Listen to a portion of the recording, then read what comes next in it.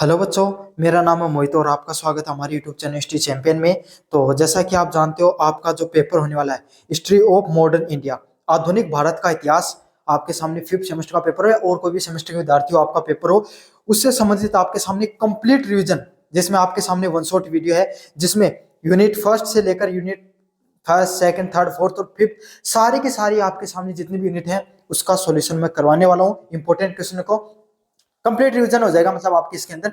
साथ के साथ आपको क्या करना है, चैनल को सब्सक्राइब कर देना है, वीडियो को लाइक कर देना है और नीचे जैसे लाइक करोगे आपके सामने हाइप वाला बटन दिखाई देगा, प्लीज उसको जरूर से दबा देना। यह सॉल्यूशन वाली पीडीएफ है, उसका लिंक टेलीग्राम चैनल पे आपको देखने को मिल जाएगा। तो चलो शुरू करते हैं अपन। यूनिट फर्स्ट है भारत में मध्य 18वीं सदी के बाद की जो घटनाएं हैं उससे संबंधित आपके सामने महत्वपूर्ण प्रश्न है। पहला प्रश्न है, मराठा संघ की शक्तियों एवं कमजोरियों को स्पष्ट कीजिए। तो जो मराठा संघ था मतलब जो मराठा हुए हैं जिन्होंने, जिसके अंदर छत्रपति शिवाजी के बाद में छत्रपति शिवाजी ने उनको एक छत्र राज किया। साथ के साथ जो मराठा है उनको उनकी जो सैन्य शक्तियों को एक अलग लेवल पे लेके चले गए। आपके सामने उनकी किस तरीके से उन्होंने पूरे भारत पे राज किया, कैसे मुगलों को इन्होंने शक्तियों को कमजोर करने का कार्य किया, साथ के साथ किस तरीके से उनका पतन हुआ, इसके बारे में अपन विस्तार से पढ़ेंगे इस क्वेश्चन में। काफी ज्यादा मोस्ट इंपोर्टेंट क्वेश्चन है। अपन इस प्रश्न को शुरू करें इससे पहले एक आपको बता देता हूँ, यहाँ पर सोप वाला ऑप्शन दिखाई देगा आपको, या फिर आपके सामने प्रोडक्ट वाला ऑप्शन दिखाई देगा। इस पे क्लिक करके आप क्या कर सकते हो, फ्लिपकार्ट या मंत्रा से कोई प्रोडक्ट खरीदोगे सबसे ज्यादा डिस्काउंट देखने को मिलेगा। अभी कोई प्रोडक्ट खरीदना चाहते हो चुपचाप जाके खरीद लो। पहला प्रश्न है सैन्य शक्तियां। शक्तियों की बात करें, मराठा है उनकी सैन्य शक्तियों की कौन सी शैली हुआ करती थी? गुरिल्ला शैली। गुरिल्ला शैली क्या हुआ करती थी? ये जिस तरीके से गुरिल्ला छुप कर वार करता है, गुरिल्ला क्या करता है भाई, पेड़ों पर बैठा रहता है और उसको जैसे कोई अपना शिकायत दिखाई देता है उस पर अटैक करके उसको अपने कब्जे में कर लेता है। समझ में आ गया? तो इसी तरीके से इसको गुरिल्ला रणनीति बोला जाता था, जिसमें क्या हुआ करता था, जो आपके सामने विरोधी की सेना हुआ करती थी वो जब पहाड़ों से निकलती थी तो उस समय क्या करते थे, छिप कर बैठ जाते थे आपके सामने पहाड़ों के अंदर, पहाड़ हो गए, पेड़ों के अंदर, जंगलों के अंदर, और फिर उन पर छुप कर वार किया करते थे। इससे क्या हो जाते थे, सामने जो सैन्य जो शक्ति थी वो कमजोर हो जाती थी। तो सबसे पहले जो गुरिल्ला युद्ध शैली है उसको लाने में और उसको निपुण करने में जो मराठा थे वो सबसे ज्यादा निपुण थे।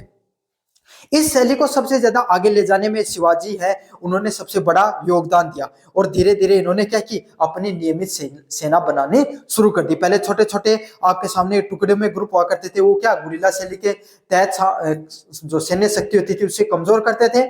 जैसे जैसे इनका साम्राज्य बड़ा होता चला गया छत्रपति शिवाजी का, इन्होंने क्या किया, आपके सामने और अपनी सैन्य शक्तियों को बढ़ा लिया। अगले वाला पॉइंट है विस्तारवादी नीति। इन्होंने उत्तर व दक्षिण भारत में अपनी शक्ति का विस्तार किया और एक बड़े मराठा साम्राज्य का स्थापना की।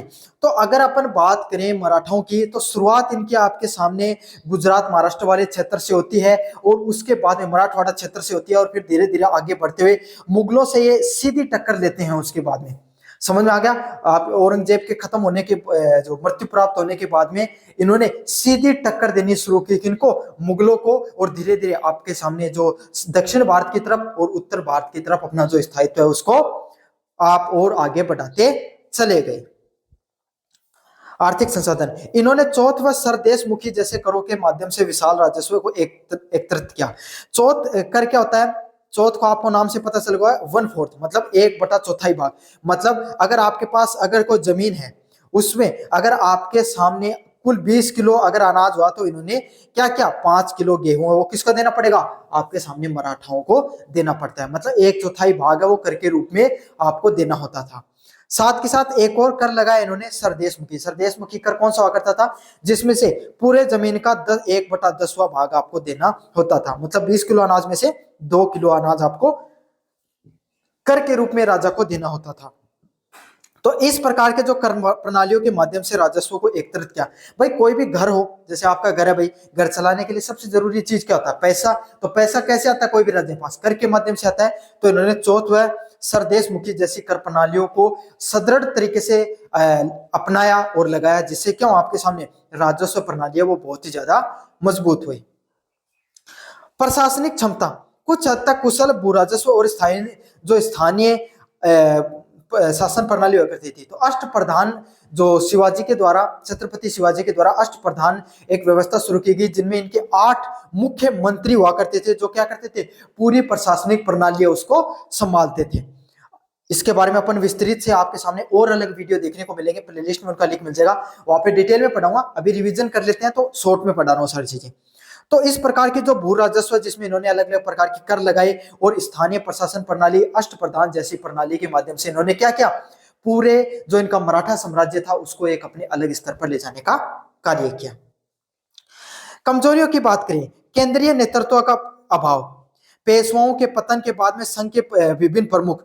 अब देखो, कोई भी साम्राज्य है आपके सामने, जब वो अपनी ऊंचाइयों को छूता है तो उसका कुछ समय बाद में हमेशा रहा है कि उसका पतन भी होता है। तो मराठाओं का पतन कैसे होता है भाई? कोई भी साम्राज्य, उसका पतन होने का मुख्य कारण क्या होता है भाई? कोई भी घर टूटता है, कोई भी घर ही देख लो, आज आप राजा नहीं समझ पाते हो तो आपका कोई घर है, घर में अगर दो लोग अलग अलग हो जाते हैं, न्यारा होना बोलते हैं राजस्थान में उसको, तो क्यों होते हैं? क्योंकि भाई आपस में बनती नहीं है, 4 भाई अलग अलग अपना पैसा कमाने लगे, अपने अलग अलग विचारधाराओं के अलग अलग घर बना दिए। इसी तरीके से छत्रपति शिवाजी के बाद में जो मराठा जो संघ था वो अलग अलग व्यक्तियों में टूट गया, जिसमें सिंधिया, होलकर, गायकवाड़ व भोसले, ये जो 4 प्रमुख संघ हैं, इनके टूटकर बनते हैं। इनके बीच में एकता व केंद्रीय नेतृत्व की कमी हुआ करती थी। तो भाई पहले क्या, आपके घर में दादा हुआ करता है ना, दादा के भाई चारों उसके बेटे होते, उनको चारों को एक जगह बैठ के कोई गलती करता तो समझा देता था।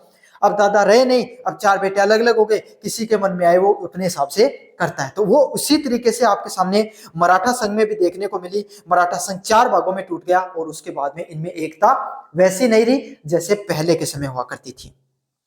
आंतरिक कलह है, प्रमुखों के बीच में जो अलग अलग प्रकार के, जो सिंधिया, होलकर, गायकवाड़ व भोसले के बीच में लगातार आपको सत्ता का संघर्ष देखने को मिलता था, जिससे इनकी शक्तियां धीरे धीरे कमजोर होती चली गई।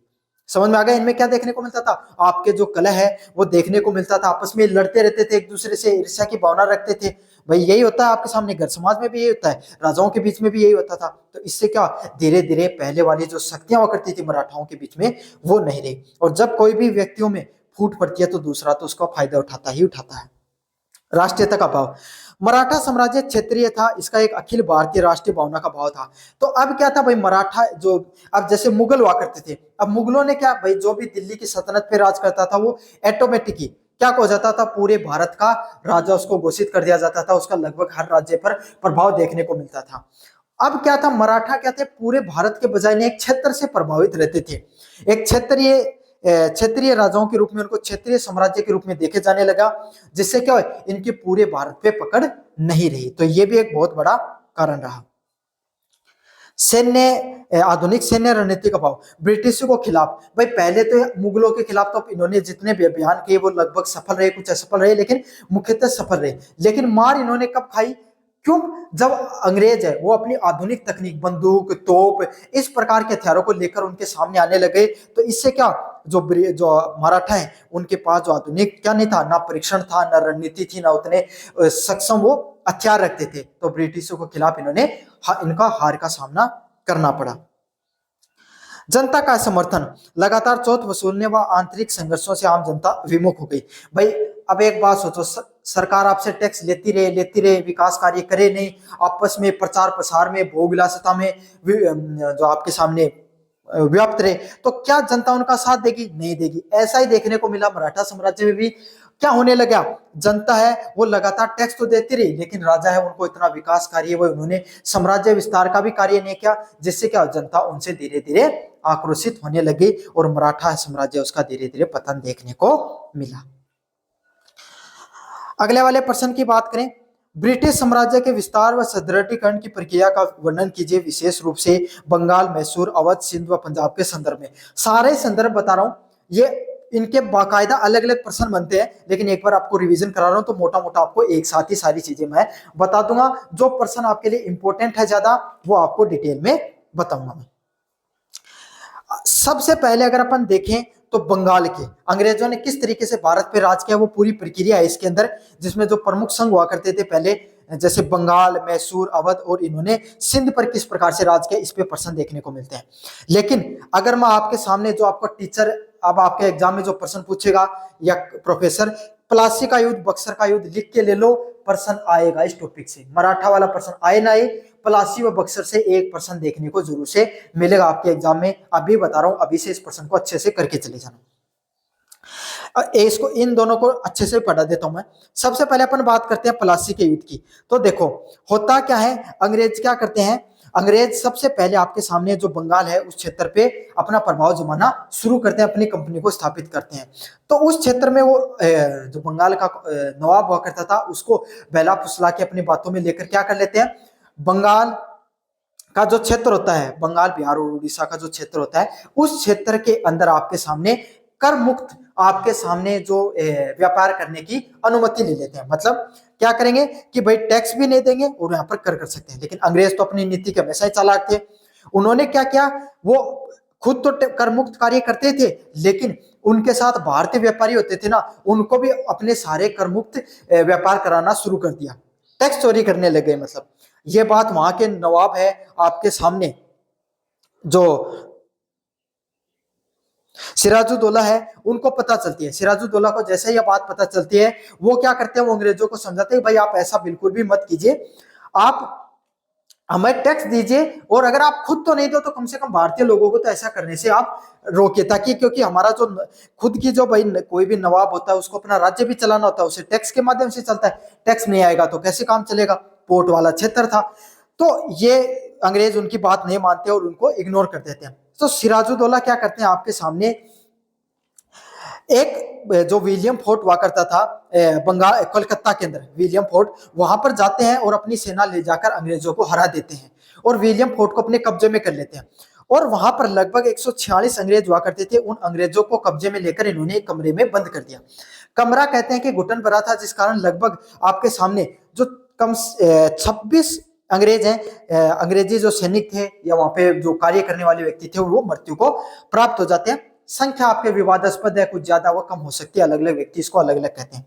इस घटना को आपके सामने कहा जाता है ब्लैक होल ऑफ कलकत्ता के नाम से, इस घटना के नाम से जाना जाता है। ये प्रश्न अक्सर पूछा भी जाता है छोटे वाले प्रश्नों में।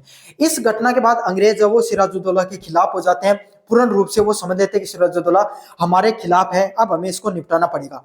तो इन्होंने क्या किया, 23 जून 1757 को आपके सामने क्या कर देते हैं, अच्छे से डेट याद कर लो, 23 जून 1757 को ये सिराजुद्दौला के खिलाफ अंग्रेज हैं, उसका जो सेनापति होता है मीर जाफर, मीर जाफर को बोलते हैं कि तेरे को क्या करना है, जो सिराजुद्दौला के खिलाफ युद्ध में नहीं जाना है और हम तेरे को सत्ता सौंप देंगे।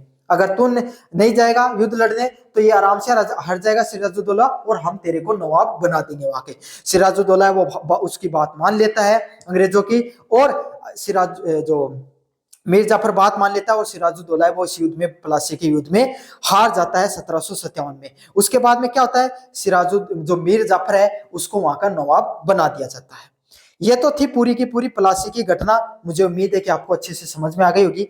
अब अगली घटना और बता देता हूं, बक्सर के युद्ध कैसे होता है। जैसे मीर जाफर को वहां पर हटा दिया जाता है, फिर वहां के आपके सामने मीर जाफर है, ये इतना ज्यादा सक्षम नहीं था, तो वहां का एक और व्यक्ति को नवाब बनाया जाता है, मीर कासिम को। इसको हटाकर, मीर जाफर को हटाकर वहां का एक नवाब बनाया जाता है मीर कासिम। और मीर कासिम था वो आपके सामने सिराजुद्दौला का ही पोता था, और सिराजुद्दौला ने उसको समझाया था, जब वो छोटा था तब उसको बताया था कि बेटा अंग्रेज हैं वो हमेशा कभी भी हमारा भला नहीं कर सकते हैं, तो तू कभी भी आगे जाके नवाब बने तो अंग्रेजों को कोशिश करना कि ऐसे उखाड़ कर फेंकना। ये बात मीर कासिम को हमेशा याद रहती है। तो वो क्या करता है, वो मुगल थे, वो भी अंग्रेजों के खिलाफ थे, तो मुगलों के सामने शाह आलम को मिलाता है। अवध का जो नवाब आपके सामने सुजाउद्दौला, सुजा नाम उसका, सिराजुद्दौला ने सुजाउद्दौला को अपने साथ मिलाता है, और खुद मीर कासिम है वो आपके सामने, जो मीर कासिम है बंगाल का नवाब, तीनों मिलकर लड़ाई लड़ते हैं बक्सर के मैदान के अंदर। और युद्ध आपको देखने को मिलता है 1764 में, 22 अक्टूबर 1764 को ये युद्ध आपके सामने होता है। युद्ध ज्यादा दिन नहीं चलता है, इसमें तीनों के तीनों नवाबों की हार हो जाती है। मुगल एम्पायर, मुगल शासन की भी यहाँ से, इस हार के बाद में मुगल जो एम्पायर है वो क्या हो जाता है, लगभग कमजोर पड़ जाता है। इसके बाद यहाँ पर संधि देखने को मिलती है, इलाहाबाद की संधि। इलाहाबाद की संधि। इलाहाबाद की संधि में क्या होता है, आपके सामने पहली बार अंग्रेजों को शासन करने के पूर्ण रूप से अधिकार मिल जाते हैं। जिन्होंने क्या किया था, इन्होंने बिहार, अंग्रेज है, इन्होंने क्या किया, बिहार और उड़ीसा के जो क्षेत्र में कर वसूली अपने क्षेत्र में ले ली, मतलब टैक्स है वो पूर्ण रूप से अब अंग्रेज क्या करेंगे, सिर्फ व्यापार के लिए टैक्स ही नहीं देंगे बल्कि वसूल भी खुद करेंगे। समझ में आ गया। और कर वसूली अपने हाथों में ले लेते हैं। बाकी अवध का और बिहार का, अवध का और आपके सामने जो बंगाल का नवाब है उसको वहां पर सैन्य कार्रवाई करने के लिए या फिर वहां का प्रशासन चलाने की शक्तियां रहती हैं। समझ में आ गया। तो इसी घटना के बाद में भारत में अंग्रेजों का पूर्ण रूप से क्या हो जाता है, अधिकार हो जाता है। दोनों पर्सन इंपॉर्टेंट है, दोनों की घटनाओं को बता दिया है, अच्छे से पढ़ लेना, अच्छे से करके आना। मैसूर एम्पायर पे क्या होता है, हैदर अली तो टीपू सुल्तान जैसे शक्तिशाली शासकों के बावजूद चार आपके सामने जो आंग्ला मैसूर जो युद्ध है वो देखने को मिलते हैं। 1767 में देखने को मिलता है, 1771 में देखने को मिलता है। इस प्रकार से चार आंग्ला मैसूर युद्ध होते हैं, जिसमें से सबसे पहले और दूसरे में आपके सामने हैदर अली युद्ध लड़ता है, जिसमें दोनों में अंग्रेजों को हरा दिया जाता है। तीसरे और जो चौथे में आपके सामने टीपू सुल्तान लड़ता है, तीसरे में टीपू सुल्तान हारता है और चौथे में उसको मृत्यु को प्राप्त हो जाता है। और 1799 में जो अंग्रेज है वो मैसूर साम्राज्य को अपने अंदर मिला लेते हैं। तो पहली यूनिट से आपके सामने मैसूर और आपके सामने बंगाल से पर्सन जरूर से देखने को मिलेगा, और बक्सर और प्लासी का युद्ध तो सबसे ज्यादा महत्वपूर्ण है। समझ में आ गया। अब बात करेंगे अवध की। अवध एक सबसे ज्यादा आपके सामने महत्वपूर्ण राज्य था। क्यों महत्वपूर्ण था, अवध एक ऐसा साम्राज्य हुआ करता था जहां पर सबसे ज्यादा कर मिलता था। क्यों, अवध भाई गंगा के किनारे वाले क्षेत्र था जहां पर सबसे ज्यादा कृषि की उपज हुआ करती थी, सबसे ज्यादा शक्तिशाली, सबसे ज्यादा धनी राज्यों में से हुआ करता था। तो अंग्रेजों ने क्या क्या सहायक संधि के तहत लाया गया, जिसमें सहायक संधि आपके सामने क्या हुआ करती थी, इसमें अंग्रेजों ने क्या कहा कि भाई जो फूट डालो राज करो, इसकी प्रमुख नीतियों में से एक हुआ करती थी। आपको पता है भारतीय राजाओं की सबसे बड़ी कमजोरी क्या होती थी, वो एक दूसरे के प्रति जलते थे। तो जैसे राजाओं को लगता था कि भाई ए राजा है वो मेरे पे आक्रमण कर सकता है, भाई ए जो बी राजा को लगा कि ए राजा है, बी राजा छोटा है तो उसको लगा कि भाई ए राजा मेरे पे अटैक कर सकता है। तो उन्होंने क्या कहा, अंग्रेज क्या उसके पास पहुंचे बी के पास और बोले कि तेरे को पूरा का पूरा संरक्षण हम देंगे, तेरे पे अगर अटैक करेगा तो सारी सैन्य शक्ति हम लड़ेंगे तेरे साथ, बस तेरे को क्या करना है, हमारी सेना वो आपके राज्य में रहेगी, बी वाले क्षेत्र में पूरा का पूरा आपको सैन्य शक्ति संभालने का जितना खर्चा लगेगा वो तुम दोगे। साथ के साथ तुम और कोई राज्य के साथ जैसे पुर्तगाल, फ्रांस और जो साम्राज्य यहाँ पर रह रहे हैं विदेशी, उनके साथ तुम सहायता नहीं कर सकते हो, और कोई अंग्रेज और कोई जो साम्राज्य उसके साथ संधि नहीं कर सकते हो। साथ के साथ अगर हमें लगता है कि अगर तुम्हारा शासन प्रशासन अच्छे से नहीं चल रहा है तो हम उस पर कब्जा कर लेंगे। इस प्रकार की संधि को क्या कहा जाता था, सहायक संधि के नाम से जाना जाता था। और अंग्रेजों ने क्या किया, सहायक संधि किसके साथ की, अवध के साथ। और 1856 में उस पर कुशासन का आरोप लगाकर क्या कर दिया, लॉर्ड डलहौजी द्वारा उसने उसको विलय कर दिया, भारत के जो अंग्रेजी शासन में इसको मिला लिया। तो इस प्रकार से जो कुशासन की जो इस प्रकार की कूटनीतियों का जो सहारा लेकर अंग्रेज क्या कर लेते थे, भारतीय राज्यों को अपने राज्य में मिला लिया करते थे।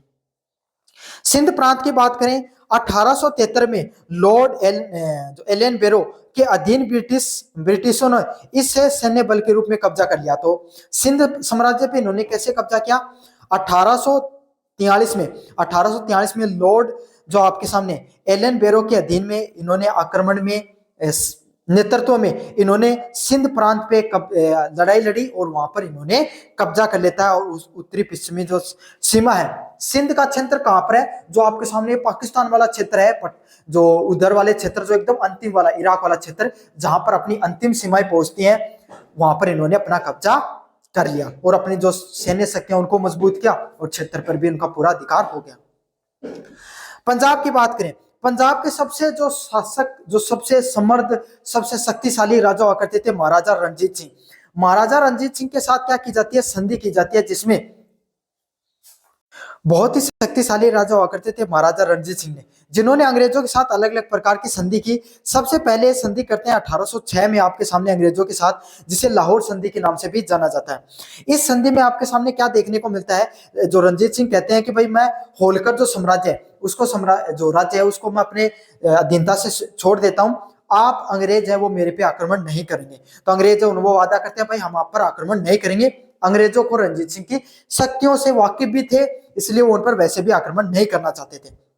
एक और संधि फिर देखने को मिलती है, कब देखने को मिलती है? 1809 के अंदर, जो लॉर्ड मिंटो और आपके सामने रणजीत सिंह है वो करते हैं। इसको अमृतसर संधि के नाम से भी जाना जाता है, जिसमें से क्या करते हैं अंग्रेज है वो जो सतलज नदी का जो किनारा है, जहां से सतलज नदी बहती थी पंजाब के क्षेत्र में, पंजाब उसमें पाकिस्तान वाला भी होता था और भारत वाला भी, उन दोनों क्षेत्र में आपके सामने वो अंग्रेजों ने क्या बना दिया था? पंजाब क्षेत्र की सीमा का सीमांकन कर दिया था, वहां तक यहीं तक आपकी सीमा है, और इसके माध्यम से रणनीतिक रूप से इनकी बहुत बड़ी जीत मानी जाती है। लेकिन जितने दिन महाराजा रणजीत सिंह जिंदा रहते हैं किसी भी प्रकार के अंग्रेज उन पर आक्रमण नहीं करते हैं। लेकिन उसके बाद में दो अलग अलग प्रकार के युद्ध देखने को मिलते हैं, आंग्ला सिख युद्ध के नाम से जाना जाता है, 1845 में और 1849 में। इन दोनों युद्ध में आपके सामने सिखों की हार होती है, और उसके बाद में 1849 में लॉर्ड डलहौजी ने क्या कर लिया? पंजाब को ब्रिटिश राज्य में उनका विलय करवा दिया, जिसे ब्रिटिश भारत की सीमाएं उत्तरी पश्चिमी भारत की सीमाओं तक फैल गई, सिंध राज्य तक आपके सामने फैल गई। तो इस प्रकार से अंग्रेज अलग अलग प्रकार के क्षेत्रों को जीतते हैं। जो जो चीजें इंपॉर्टेंट थी सारे टॉपिक मैंने आपको रिवाइज करवा दिए हैं, अच्छे से इनको पढ़ लेना। फ्री में पीडीएफ टेलीग्राम चैनल पे मिल जाएगी, फिर से बता रहा हूँ टेलीग्राम चैनल जरूर से ज्वाइन कर लेना। साथ के साथ कोई भी प्रोडक्ट खरीदना चाहते हो फ्लिपकार्ट या मंत्रा से खरीद लेना, फिर डिस्काउंट देखने को मिल जाएगा यहाँ पे व्यू प्रोडक्ट या शॉप वाले ऑप्शन पे क्लिक करके। आप पढ़ेंगे 1857 की क्रांति के बारे में। अब अपन देखेंगे 1857 की क्रांति कैसे देखने को मिलती है। तो अलग अलग कारण रहते हैं 1857 की क्रांति के बारे में, सारे कारणों को अपन विस्तार पूर्वक पढ़ेंगे। मुख्य मुख्य जो कारण है उनको अपन डिटेल से पढ़ेंगे, बाकी इसका एक अलग से वीडियो देखने को मिलेगा आपके सामने, जिसमें मैं बहुत ज्यादा डिटेल से आपको चीजों को समझाने वाला हूँ। पहले राजनीतिक रूप से डलहौजी की व्यक्तिगत सिद्धांत और राज्यों का विलय करना, मतलब डलहौजी ने क्या नियम बनाया आपके सामने, हड़प नीति भी जिसको बोला जाता है, जिसके तहत डलहौजी क्या कहते थे, अगर कोई भी साम्राज्य उसके राजा को अगर आपके सामने पुत्र नहीं होता, पुत्र प्राप्ति नहीं होती है, तो उसका जो राज्य है वो ऑटोमेटिक आपके सामने ईस्ट इंडिया कंपनी के अधीन आ जाएगा। इसको हड़प नीति के नाम से भी बोला जाता है। साथ के साथ सहायक संधि जैसे इन्होंने नियमों के माध्यम से क्या किया, झांसी अवध जैसे और मुगल है इनको क्या कर दिया, धीरे धीरे अपने अंदर मिलाना शुरू कर दिया। मुगल उसमें बहुत ज्यादा कमजोर होते थे, इनकी हालत भी बहुत ज्यादा खस्ता हो चुकी थी।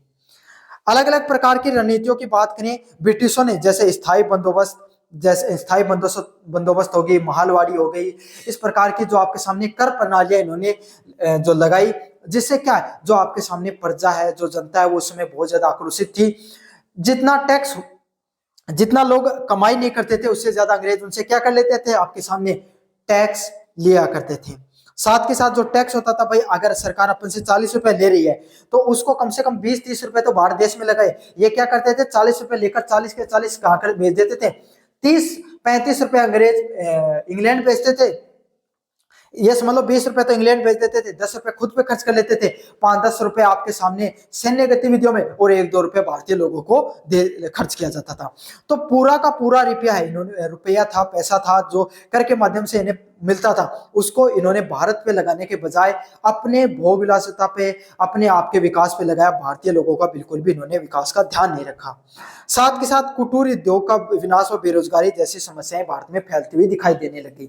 मतलब इन्होंने क्या किया, अंग्रेजों ने सिर्फ भारत की कर ही नहीं वसूला भारतीयों से, बल्कि भारत के जो कुटीर उद्योग हुआ करते थे, कुटीर उद्योग जैसे कि छोटे छोटे उद्योग होते हैं आपके सामने, कपड़ा वस्त्र, सूती वस्त्र जो कपड़ा का उद्योग हुआ करता था, चाय बगान हुआ करते थे, इन्होंने क्या किया अंग्रेजों ने, अंग्रेज भारत से कपास खरीदते थे सस्ते में, इंग्लैंड लेकर जाते थे, वहां की मशीनों से सस्ता कपड़ा बनाते थे और भारत पे उसी कपड़े पर टैक्स लगाकर भेज देते थे भारत में। और भारत का कपड़ा भाई अगर हाथों से बनता था 20 रुपए का बनता था, ये 18 रुपए में भारतीय को भेज देते थे। तो इससे क्या भाई, सभी लोग सस्ती चीज खरीदेंगे, तो भारत का जो उद्योग था वो धीरे धीरे खत्म होने लगा। कुटीर उद्योगों को इन्होंने एकदम व्यवस्थित प्रणाली के तहत पूर्ण रूप से खत्म कर दिया। इस तरीके से भारत में जनसंख्या वृद्धि भी देखने को मिली और जिससे बेरोजगारी है वो अपने चरम सीमा पर फैलने लग गई और भारत में भूखमरी जैसी समस्याएं आम होने लगी थी। सामाजिक धार्मिक की बात करें, ईसाई मिशनरियों की गतिविधियां देखो, भारतीय हिंदू परंपराओं में काफी कुप्रथाएं थी जिनको दूर करने का अंग्रेजों ने कार्य किया, जैसे कि सती प्रथा है ना, और जो बाल विवाह है, विधवा विवाह जैसी आपके सामने जो प्रथाएं हैं, इनके उन्मूलन का इन्होंने काम किया। लेकिन ये चीजें तो अच्छी थी, लेकिन समाज, भारतीय समाज हमारी परंपराओं से संबंधित थी, बहुत ही सब पुराने समय से सब चीजें चली आ रही थी। तो लोग हैं, एक तो अंग्रेजों से वैसे ही परेशान थे, ऊपर से इन्होंने हमारी समाज धर्म के अंदर भी इन्होंने क्या कर दिया, प्रभाव दिखाना शुरू कर दिया। इसीलिए क्या, जनता इनसे और ज्यादा आक्रोशित होना शुरू हो गई। साथ के साथ इन्होंने क्या किया, हिंदू धर्म को खत्म करने के लिए ईसाई मिशनरियों को पूर्ण रूप से भारत में अपना धर्म प्रचार करने के लिए, ईसाई धर्म का धर्म प्रचार करने के लिए जो भारतीय हिंदू लोग हैं या जो भारतीय लोगों को थोड़ा सा लालच देकर, भाई क्यों उस समय गरीबी बहुत ज्यादा थी, थोड़ा बहुत लालच देकर इन्होंने अपना धर्म परिवर्तन करवाने का भी कार्य किया। तो इससे भी जनता और ज्यादा आक्रोशित होने लग गई थी। सैन्य की बात करें आपके सामने, आपको पता है इसकी सबसे पहले जो शुरुआत है वो कहां से होती है, मेरठ छावनी से देखने को मिलती है। उसके बारे में आपको डिटेल में बताऊंगा, लेकिन एक कारण और देख लेते हैं, क्योंकि आपको पॉइंट वाइज लिखना ना, वो घटना के बारे में नहीं लिखना सिर्फ। भारतीय सैनिकों के साथ भेदभाव होता था, मतलब अंग्रेज क्या करते थे, जो अंग्रेजी सैनिक हुआ करते थे उनको तो अच्छे पदों पर रखते थे और भारतीयों को सिर्फ छोटे छोटे पदों पर रखते थे। अंग्रेजी सैनिकों को ज्यादा वेतन, भत्ते और आपके सामने ज्यादा सुविधाएं देखने को मिलती थी, और भारतीय लोगों को इतनी ज्यादा आपके सामने सुविधा नहीं हुआ करती थी। साथ के साथ पदोन्नति का भाव, भारतीय सैनिकों को ज्यादा पदोन्नति भी नहीं दी जाती थी। और धार्मिक भावनाएं, जिसमें क्या हुआ करता था आपके सामने, जो कारतूस है उसमें पता चलता है कि नई, जो आपके सामने एक नई राइफल आई थी जिसमें कारतूस में चिकनाई के लिए किसका उपयोग किया जाता था, गाय व सुअर दोनों के मांस का उपयोग किया जा रहा था। जो फैट होता ना उसका, उसे चिकनाई आती है, उसका उपयोग किया जा रहा था। और उसको जो राइफल होता था उसका कारतूस को मुंह से खोलना होता था। तो उसको मुंह से खोलने के लिए भाई कोई भी अगर हिंदू है, हिंदू धर्म गाय की पूजा करते हैं, मुस्लिम धर्म के व्यक्ति हैं वो सुअर की पूजा करते हैं, तो दोनों व्यक्ति अगर मुंह से, मतलब भाई दोनों को हमार पूजा करते हैं जिस चीज की, उसको अपन उसके मांस का कैसे उपभोग कर सकते हैं। तो इससे दोनों की भावनाओं को आहत हुई, और इससे आपके सामने 10 मई 1857 को आपके सामने क्या होता है, मेरठ छावनी के अंदर सबसे पहला विद्रोह देखने को मिलता है मंगल पांडे के द्वारा, जिन्होंने क्या कर दिया, बहुत से अंग्रेजी शासकों, अंग्रेजी जो अफसर थे उसको मार गिराया, और वहां के जितने बंदियों थे उनको क्या कर दिया, खुला छोड़ दिया। उस घटना के बाद में आपके सामने जो वहां के सैनिक थे वो कूच करते हैं कहां की तरफ, आपके सामने दिल्ली की तरफ। वहां के सब बहादुर शाह जफर है, उसको बताते हैं कि भाई हम आपको पूरे देश का क्या मानते हैं, राजा मानते हैं, आप मुगल साम्राज्य से हो, आप पुरानी परंपरा से हो, आप हमारा नेतृत्व करो, बस हम युद्ध लड़ लेंगे, आप तो बस हमारे नेतृत्व में खड़े होना। बहादुर शाह जफर है वो नेतृत्व में खड़े होते हैं, और उस तरीके से छोटे छोटे क्षेत्रों में, जैसे झांसी की रानी है, झांसी से लड़ती हैं, कानपुर से, अलग अलग क्षेत्रों में ये आपके सामने 1857 की क्रांति फैलती है। लेकिन सैन्य संगठनों की एकता के अभाव के कारण ये क्या हो जाता है, आपके सामने ये जो आपके सामने ये जो 1857 की क्रांति असफल हो जाती है। का अंग्रेजों ने इसको क्या किया, इसको कमजोर दिखाने के लिए सिपाही विद्रोह के नाम से इनको पुकारा। लेकिन अलग अलग प्रकार के जो भारतीय जो विचारक हुआ करते थे, जिसमें वीर सावरकर, इन्होंने क्या कहा, प्रथम स्वतंत्रता संग्राम के नाम से भी जानते हैं। इसमें अलग अलग प्रकार के जो वर्गों की भागीदारी है वो नहीं देखने को मिलती है, खास करके जो कुलीन वर्ग था, पैसे वाले लोग थे, जमींदार वर्ग थे, इन्होंने, पढ़े लिखे लोगों ने इस क्रांति में बिल्कुल भी उनका योगदान नहीं रहता है। इस कारण ये आपके सामने क्या होता है, कूटनीतिक रूप से असफल हो जाता है, संगठन की अभाव था, और असफल तो हो जाता है आपके सामने 1857 की क्रांति। लेकिन इसने भारत में पहली बार भारतीय लोगों की उम्मीद की किरण दी कि हम भारतीय भी एकत्रित होकर क्या कर सकते हैं, अंग्रेजों के खिलाफ युद्ध लड़ सकते हैं, और हम भी इनको हरा सकते हैं। उसके बाद में अलग अलग प्रकार के रिफॉर्म्स भी देखने को मिलते हैं। परिणाम की बात करें, कंपनी के शासन का अर्थ, उसके बाद में भारत सरकार अधिनियम 1858 देखने को मिलता है, जिसमें क्या होता है, जिसमें भारतीय जो ब्रिटिश कंपनी है, ईस्ट इंडिया कंपनी, उसको भारत से पूर्ण रूप से क्या कर लेती है, जो इंग्लैंड का जो संसद है वो उसको बाहर कर देती है, और सारा का सारा शासन प्रशासन है वो अपने अधिकार में ले लेती है। भारत का शासन अब किसके अधीन आ गया था? ब्रिटिश क्राउन है उसके अंतर्गत आ गया था 1858 की क्रांति के बाद में। सेना का पुनर्गठन करना, यूरोपीय सैनिकों की संख्या बढ़ाई गई जिससे भारतीय सेना का पुनर्गठन हुआ। अब अंग्रेजों ने को ये बात समझ में आ गई, अगर भारतीय सेना है, अगर सेना के अंदर जितने ज्यादा भारतीय लोगों को रखेंगे, आज नहीं तो कल फिर से इस प्रकार की विद्रोह की समस्या देखने को मिलेगी। तो अंग्रेजों ने क्या किया? भारतीय सैनिकों की धीरे धीरे कटौती करनी शुरू की और अंग्रेजी जो सैनिक हैं उनकी संख्या इन्होंने बढ़ाई और इससे क्या भारतीय सैनिकों को पुनर्गठन करना शुरू किया। खास बात है, आज के समय अपन जितने भी रेजिमेंट देखते हो आपके सामने, जब जैसे महार रेजिमेंट हो गए आपके सामने, जो Jat regiment, Rajput regiment, Maratha regiment, आपके सामने जो गोरखा रेजिमेंट, ये उसी समय आपके सामने रेजिमेंट बनाई गई थी ताकि जातिवाद रूप से, धार्मिक रूप से इनको तोड़ दिया जाए। अगर एक साथ रखेंगे सभी लोगों को तो एक रहेंगे, अगर इनको अलग अलग रूप से तोड़ देंगे तो क्या हो जाएगा? वो एकता की भावना नहीं बन पाएगी। उसी समय इन्होंने रेजिमेंट को भी बनाना शुरू किया। राष्ट्रीयता का उदय, इसने भारतीयों में राष्ट्रवाद की भावना को जगाने का महत्वपूर्ण योगदान रहा। तो आपके सामने 1857 की क्रांति के बाद में भारतीय लोग हैं उसमें सब एक क्रांति की नई भावना आई, भारतीय लोगों में इस बात की भावना आनी शुरू हुई कि अब हम भी अंग्रेजों के खिलाफ लड़ सकते हैं, युद्ध कर सकते हैं और उनको युद्ध में हरा भी सकते हैं। अगले वाले आपके सामने 2 नंबर क्वेश्चन है, भारतीय पुनर्जागरण के प्रमुख सुधार जो आंदोलन है जिसमें ब्रह्म समाज, आर्य समाज, रामकृष्ण मिशन की तुलनात्मक आपको क्या करनी है? अध्ययन करना है आपके सामने। इसके बारे में अपन डिटेल से पढ़ेंगे कि भाई पुनर्जागरण है, भारत में पुनर्जागरण है वो किस प्रकार से देखने को मिलता है, जिसमें से पूर्ण जो समाज सुधार के आंदोलनकारी रहे हैं ब्रह्म समाज, आर्य समाज व रामकृष्ण मिशन की तुलनात्मक आपको अध्ययन करना है। सबसे पहले अपन बात करें आपके सामने ब्रह्म समाज की, जिसका आप स्थापना की 1858 में, देखो मैं 1828 में, सॉरी, इसके बारे में एक बार आपको थोड़ा सा शॉर्ट में मैं ब्रीफिंग कर देता हूं। होता क्या, आपको पता है भारतीय समाज के अंदर अलग अलग प्रकार की कुप्रथाएं देखने को मिलती थी। हमारा समाज है अलग अलग प्रकार की बुराइयों से व्याप्त हो चुका था। समाज जब अलग अलग प्रकार की बुराइयों से व्याप्त हो जाता है तो कुछ ना कुछ उसमें सुधार देखने को मिलते हैं। तो इसी तरीके से हम अशिक्षा, बेरोजगारी और हमारे समाज के अंदर बहुत सी प्रथाएं थी, उनको हटाने के लिए अलग अलग प्रकार के व्यक्तियों के द्वारा प्रयास किए गए। उसको ही क्या बोला जाता है? भारतीय पुण्य जागरण के नाम से जाना जाता है। उस आंदोलन में 3 प्रमुख व्यक्तियों का योगदान रहता है। ब्रह्म समाज की स्थापना राजा राम मोहन राय के द्वारा की गई, आर्य समाज की स्थापना स्वामी दयानंद के द्वारा की गई, दयानंद सरस्वती के द्वारा, और रामकृष्ण मिशन है उसकी स्थापना आपके सामने स्वामी विवेकानंद के द्वारा की गई। तो इन तीनों व्यक्तियों को पढ़ा जाता है, जिसमें से ब्रह्म समाज और आर्य जो आपके सामने रामकृष्ण मिशन है मोस्ट इंपोर्टेंट है। मुख्यतः प्रश्न यहीं से देखने को मिलते हैं। मैं आपको शॉर्ट में समझा रहा हूं, बाकी इनके और प्रश्नों को भी कराया जाएगा आपको आगे जाकर। ब्रह्म समाज की बात करें जिसमें राजा राम मोहन राय के द्वारा 1828 में शुरुआत की जाती है।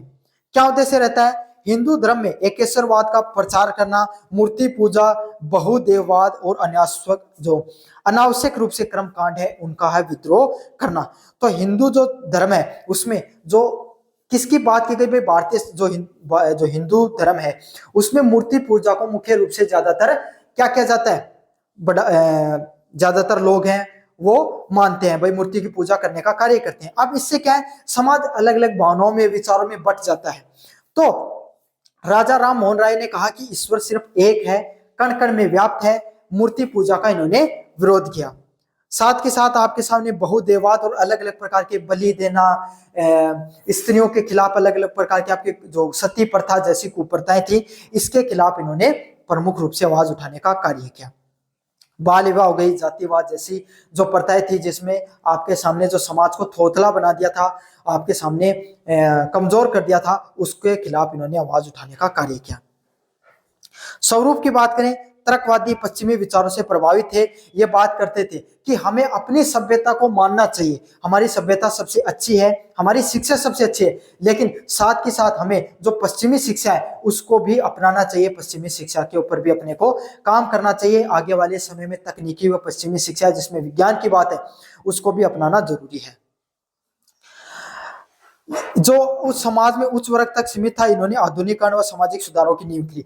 तो जो शिक्षा है, जो विज्ञान तकनीक की शिक्षा है, जो समाज के उच्च जो समाज का कुल हुआ करता था, उच्च वर्ग, पढ़े लिखे लोग, कुलीन वर्ग, उनके उन तक सीमित थी। उस शिक्षा को इन्होंने क्या किया, भारत के जो समाज के जो निचला तबका था, जो कम पढ़े लिखे लोग थे, उन तक इन्होंने अपने विचारों को पहुंचाने का कार्य किया। और इनका सबसे बड़ा योगदान सती प्रथा के उन्मूलन से संबंधित है।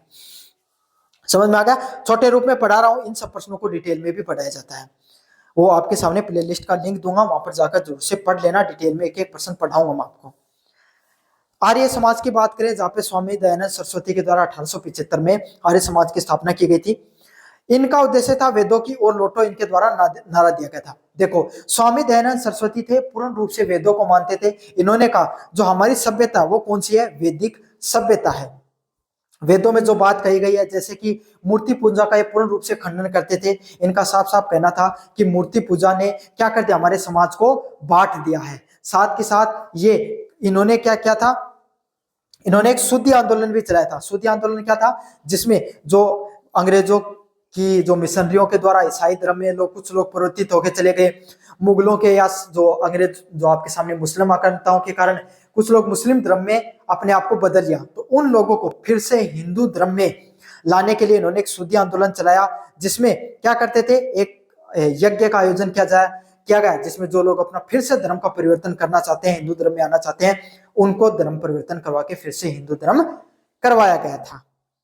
समझ में आ गया आपके सामने? ये शुद्धि आंदोलन इंपॉर्टेंट है, शॉर्ट टाइप क्वेश्चन में आ सकता है आपके सामने। जिसमें वैदिक धर्म की शुद्धता को पुनः स्थापित करना, मूर्ति पूजा, अवतारवाद व कर्मकांड और अंधविश्वासों का विरोध करना था। तो स्वामी दयानंद सरस्वती शुद्ध रूप से ये चीज मानते थे कि ईश्वर एक है। मूर्ति पूजा का इन्होंने खंडन किया।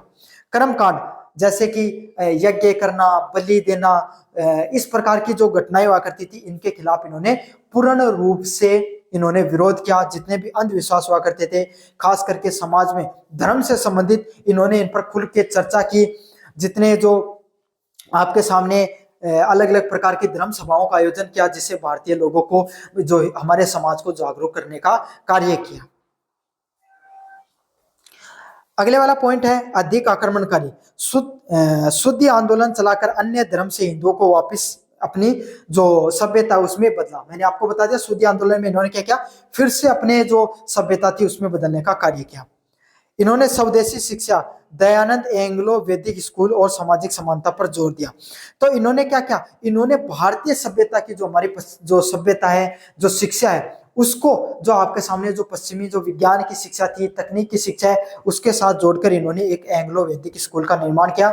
जिसमें सिर्फ पश्चिमी शिक्षा की पढ़ाई नहीं की जाती थी, हमारी शिक्षा की भी बात की जाती थी, और नई तकनीक और जो विज्ञान है उसकी शिक्षा की भी बात की जाती थी। इसमें इन्होंने समाज की समानता पर भी जोर देने का कार्य किया। अगले वाले मिशन की बात करें, रामकृष्ण मिशन है, उसकी शुरुआत स्वामी दयानंद के द्वारा कब की गई, 1897 में रामकृष्ण मिशन है, उसकी शुरुआत आपके सामने की गई। आपको पता है जो स्वामी विवेकानंद थे, उनके गुरु का क्या नाम था, रामकृष्ण परमहंस थे। इन्होंने अपने जितने भी ज्ञान, शिक्षा, दीक्षा जितनी भी प्राप्त की, वो कहां से प्राप्त की, रामकृष्ण परमहंस के द्वारा की गई। तो उन्हीं के जो आपके सामने जो आध्यात्मिक उपदेश थे, जिन्होंने जो अपनी हिंदू सभ्यता थी, जो अध्यात्म है, अध्यात्म समझते हो उसको, उनके जो विचार थे रामकृष्ण परमहंस के, उनको फैलाने के लिए मानव सेवा व ईश्वर सेवा को मानना। मतलब इस अगर आप अपने बड़े बुजुर्ग हैं, माता पिता हैं, कोई रोगी व्यक्ति, अगर आप उनकी सेवा करते हो, तो उसी माध्यम से आप क्या कर लेते हो, ईश्वर की भी सेवा कर लेते हो। इस प्रकार के विचारों को आगे बढ़ाने के लिए इन्होंने क्या वेदांत के सिद्धांत का निर्माण किया था परमहंस ने, और इसको आगे बढ़ाने का कार्य किसने किया, स्वामी आपके सामने जो विवेकानंद के द्वारा किया गया। आत्मज्ञान, सार्वभौमिक भाईचारा और विश्व धर्म की एकता पर जोर दिया। इन्होंने क्या किया, आपके सामने जो धर्म महासभा में जाकर अमेरिका के अंदर, वहां पर शिकागो में अपना जो हमारा जो धर्म है, अध्यात्म है, धर्म है, उसको पूरी दुनिया के सामने रखा। और पहली बार पूरी दुनिया ने जाना कि हिंदू धर्म है, वैदिक धर्म, अध्यात्म है, उसकी क्या ताकत है। और धीरे धीरे स्वामी जो विवेकानंद है, उनकी ख्याति फैलती चली गई। उनको पूरी अलग अलग दुनिया में बुलाया गया विचारों को बताने के लिए अध्यात्म के बारे में, और ये गए। इन्होंने भारतीय जो वेदांत का सिद्धांत है उसकी पूरी दुनिया में फैलाने का कार्य किया। और इन्होंने तब पहली बार पूरी दुनिया के सामने विश्व धर्म की बात की गई, जहां पर मानवता को इन्होंने सर्वोपरि रखा, सबसे आगे रखा। इसमें धर्मनिरपेक्षता, समाज सेवा, शिक्षा, स्वास्थ्य और भारत की सांस्कृतिक विरासत को विश्व पटल पर गौरवान्वित किया। मतलब इन्होंने पहली बार बताया कि भारत की जो संस्कृति है वो पूरी दुनिया के सामने उस संस्कृति का क्या महत्व है।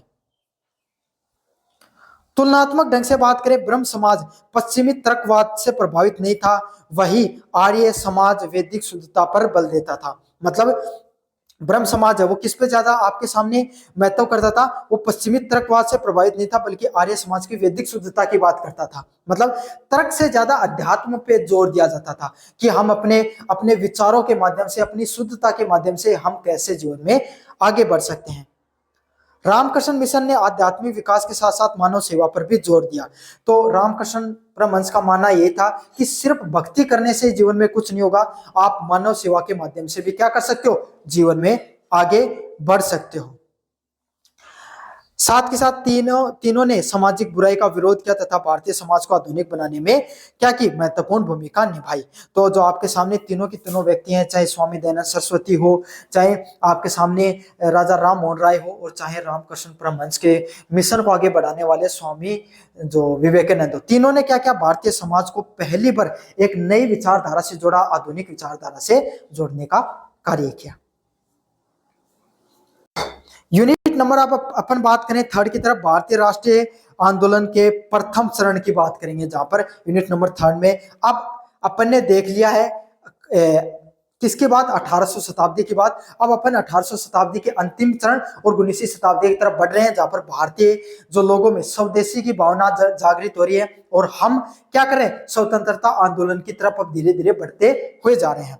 समझ में आ गया आपके सामने, जो जो इंपॉर्टेंट क्वेश्चन है, टॉपिक है, कंप्लीट रिवीजन करा रहा हूं, अभी भी बता रहा हूं, टेलीग्राम पे पीडीएफ मिलेगी। चैनल को सब्सक्राइब नहीं किया तो अभी तक कर दो, हाइप वाला बटन नहीं दबाया, लाइक करके दबा दो, जितना ज्यादा हाइप करोगे उतना ज्यादा फायदेमंद रहता है। पृष्ठभूमि की बात करें, भारतीय राष्ट्रीय कांग्रेस के गठन की पृष्ठभूमि व उद्देश्यों का वर्णन कीजिए। तो भारतीय जो राष्ट्रीय कांग्रेस है उसका गठन किस प्रकार से होता है, उसकी पृष्ठभूमि और उसके उद्देश्य का वर्णन के बारे में विस्तृत रूप से बताइए। पृष्ठभूमि की बात करें, ब्रिटिश नीतियों का असंतोष होना, किस प्रकार से कांग्रेस है वो, उसका भारतीय राष्ट्रीय कांग्रेस है उसका आपके सामने वो देखने को मिलती है। ब्रिटिश शोषणकारी आर्थिक नीतियों ने धन निष्कासन व नक्सलीय भेदभाव व दमनकारी प्रशासनिक व्यवस्था ने भारतीय में असंतोष व्याप्त था। कैसे था भाई, आपको पता अंग्रेज क्या करते थे, भारतीय लोग उनपे जो शोषणकारी अलग अलग प्रकार की जो नीतियां लागू करने का कार्य करते थे, जिसमें टैक्स करते, अलग अलग प्रकार के कर लगा देते थे, नील खेती जबरदस्ती खेती करवाई जाती थी, जिसमें नील खेती हो गई, लोगों में अकाल पड़ रहा है, लोगों के पास पैसा नहीं है, तो भी क्या करते थे, आपके सामने टैक्स कर लेने का कार्य करते थे। साथ के साथ जो कर था वो कर है, अब क्या था, उसको कर को भारतीय लोगों पर भी नहीं लगाते थे, उनको क्या अपने देश इंग्लैंड में या अपने देश के अपने भोग विलासितों में, अपने खुद के उपभोग में उसका ज्यादातर उपयोग करते थे। इससे भारत धीरे धीरे गरीब होता चला गया और भारतीय लोगों में अब शिक्षा है वो बढ़ने लगे, तो समझ में आने लगा कि अंग्रेज जब हमारे साथ क्या गलत कर रहे हैं। साथ के साथ नक्सलीय भेदभाव भी करते थे। अंग्रेज क्या करते थे, भारतीय लोगों को छोटी पोस्टों पर रखते थे, और जो अंग्रेज है उनको खुद को अपने से ऊंचा मानते थे, शिक्षा में, सामाजिक में, हर क्षेत्र में अपने आप को आगे मानते थे, तो अपने आप को ऊंचे पदों पर रखते थे, भारतीय लोगों को नीचा दिखाने का कार्य करते थे। साथ के साथ दमनकारी प्रशासनिक व्यवस्था ने भारतीय लोगों में असंतोष पैदा कर दिया। अंग्रेज क्या करते थे, कोई भी भारतीय व्यक्ति उनका विरोध कर देता था, तुरंत उस पर क्या कानूनी कार्रवाई हो जाती थी, उसको फांसी तक की सजा दे दी जाती थी। तो इस प्रकार की जो दमनकारी जो प्रशासनिक व्यवस्था है उससे भारतीय लोगों में और ज्यादा असंतोष फैलने लग गया। पश्चिमी शिक्षा, इसने भारतीयों को उदारवाद, राष्ट्रवाद व आत्मनिर्णय जैसी पश्चिमी विचारों से परिचित कराया। तो अब आपको पता भाई, शिक्षा एक वही है, शिक्षा जब भी किसी समाज में फैलती है तो उससे क्या होता है, उस समाज का उद्धार तो होता ही होता है। तो यही काम किया पश्चिमी जो विचारधारा है वो भारतीय लोगों को धीरे धीरे अंग्रेजों ने अपने फायदे के लिए पढ़ाना शुरू किया था, ताकि क्या हो, वो हमारी मतलब थोड़े बहुत पढ़ लें तो हमारी मदद भी हो जाए, साथ साथ हमारे विचारों से भी प्रभावित हो। लेकिन जैसे इन्होंने भारतीय लोगों ने उनको पढ़ा, विज्ञान के बारे में, तकनीक के बारे में, तर्क के बारे में जाना कि भाई वास्तविकता में तर्क क्या होता है, सिर्फ धार्मिक शिक्षा ही नहीं होती है, इसके अलावा भी शिक्षा के कुछ अलग रूप होते हैं।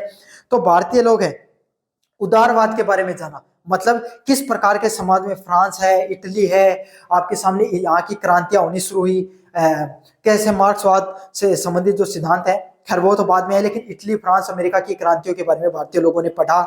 राष्ट्रवाद के बारे में जाना कि कोई भी देश है वहां पे किस प्रकार से क्रांतियों का निर्माण होता है, कैसे लोगों को एकजुट होकर भारत अपने जो आंदोलन है उसका स्वरूप देना होता है। और आत्मनिर्णय जैसे जो सिद्धांत थे उनको क्या पश्चिमी विचारों से इन्होंने पढ़ना शुरू किया। सामाजिक धार्मिक सुधार, ब्रह्म समाज, आर्य समाज जैसे आंदोलनों ने क्या क्या सामाजिक चेतना और एकता को बढ़ाने का कार्य किया। मतलब ब्रह्म समाज हो गया, आर्य समाज हो गए, इन ये आंदोलन है, इस आंदोलन ने क्या क्या सामाजिक चेतना है और एकता को बढ़ाने का कार्य किया। इसके माध्यम से इन्होंने क्या क्या ब्रह्म समाज, आर्य समाज जैसे जो आंदोलन है इसको सामाजिक एकता व चेतना से बढ़ाने का कार्य किया।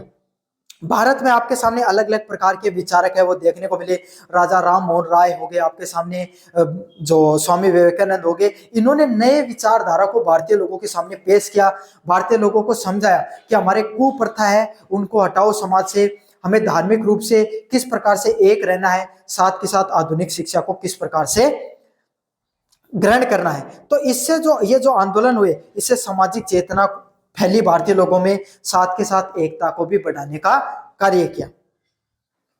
प्रेस और साहित्य, आपको पता है भाई, कहते हैं ना प्रेस और साहित्य, कोई भी देश है उसकी विचारधारा, कोई भी देश के नागरिकों की विचारधारा का निर्माण करने का कार्य करते हैं। साहित्य उस समाज के, उस देश का आईना होता है, वही लोगों को जो दिखाता है उसी के माध्यम से लोग वैसा ही खान पान, आप अपने मूवी, इतना डीप में नहीं जाकर मैं ऐसे समझाऊं, आप मूवी देखते हो तो उसी हिसाब से आप हेयर स्टाइल करना सीखते हो, खान पान सीखते हो, बोलना सीखते हो, स्लैंग सीखते हो। आज के दिन तो सोशल मीडिया से सीखते हैं। तो उस समय भाई सोशल मीडिया तो था नहीं, ऐसे थोड़ी था कि व्हाट्सएप पे गांधी जी टेक्स्ट करते थे, कोई व्हाट्सएप चैनल बना रखा था तो वहां पे करते थे, ऐसा था नहीं। वो क्या करते थे, आपके सामने उनके द्वारा पत्रिकाएं निकाली जाती थी अलग अलग प्रकार की और साहित्य लिखा जाता था, जिससे भारतीय लोग उन अखबारों को पढ़ते थे तो वो राष्ट्रवाद के बारे में जानते थे, उनको चेतना होती थी, वो उस चीज के बारे में ज्ञान प्राप्त करते थे। तो भारतीय भाषाओं में समाचार पत्र और साहित्य की निर्माण होने लगा, जिससे राष्ट्रवादी विचारधाराओं का प्रचार प्रसार हुआ। ये अलग अलग प्रकार के जो भारतीय अखबार निकालने शुरू किए, जिसमें से आपके सामने अलग अलग प्रकार की जो पत्रिकाएं, जैसे रंगून पत्रिका हो गई, अलग अलग प्रकार की जो पत्रिकाएं हुआ करती थी, जिनका कार्य क्या हुआ करता था, आपके सामने जो भारतीय जो विचारधारा हुआ करती थी भारतीय लोगों की, और अंग्रेजों के खिलाफ, कूटनीतियों के खिलाफ वो विरोध प्रदर्शन करते थे कि कैसे अंग्रेज वो भारतीय लोगों के खिलाफ क्या कर रहे हैं, शोषण कर रहे हैं। साथ के साथ भारतीय लोगों को जागरूक करने के लिए और राष्ट्रवाद की भावनाओं को आगे फैलाने का इन्होंने प्रमुख रूप से कार्य किया। स्थानीय संगठन, British east India association, Indian association जैसे क्षेत्रीय संगठनों ने क्या भारतीय चेतना, जो राजनीतिक चेतना उसका विकास करने का कार्य किया।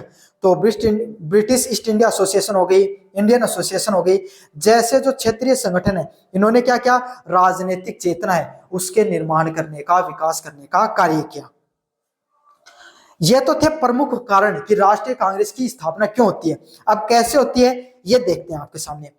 तो सबसे पहले आपके सामने एओ, कब आपके सामने 28 दिसंबर 1885 को एओ ह्यूम के द्वारा क्या की जाती है, भारतीय राष्ट्रीय कांग्रेस है उसकी स्थापना बंबई के अंदर देखने को मिलती है।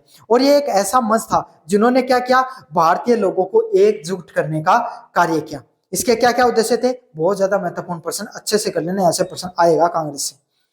पहला प्रश्न है भारतीय लोगों को एकजुट करना, देश के विभिन्न हिस्सों से शिक्षित भारतीयों को एक मंच पे लाने का कार्य किया। मतलब भारत में अलग अलग प्रकार के जो आपके सामने जो स्वतंत्रता सेनानी थे या तो ऐसे लोग थे जो समाज में पकड़ रखते थे, शिक्षित लोग थे, कुलीन वर्ग से लोग थे, इनको एक मंच प्रदान करने का कार्य किया। भाई घर में मान लो एक राज्य है, उन 4 आदमी ही जो उन चलान कार्य करें, तो वो 4 जगह बटे रहे, वो 4 आदमी अगर एक छत के नीचे आके बैठ के आपस में बातचीत करके कोई सुलह करें, चाहे विचार अलग अलग हो लेकिन एक विचारधारा मिल जाए। तो कांग्रेस ने यही करने का कार्य किया कि भारत के जो अलग अलग प्रकार के जो शिक्षित लोग थे, पढ़े लिखे लोग थे, जिनकी भारत को स्वतंत्र कराने में रुचि थी, वो एक मंच के नीचे आए और इन्होंने भारत के एक स्वतंत्र भारत के निर्माण की नींव रखने का प्रयास किया।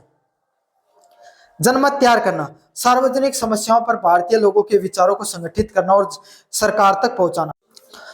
सार्वजनिक समस्याओं पर भारतीय लोगों के क्या क्या विचारों को संगठित करना और सरकार तक पहुंचाने का कार्य किया। मतलब अलग अलग प्रकार के लोग, हर साल आपके सामने अधिवेशन देखने को मिलता था, हर साल कोई नई विचारधारा देखने को मिलती थी जिसपे इनके द्वारा कार्य किया जाता था।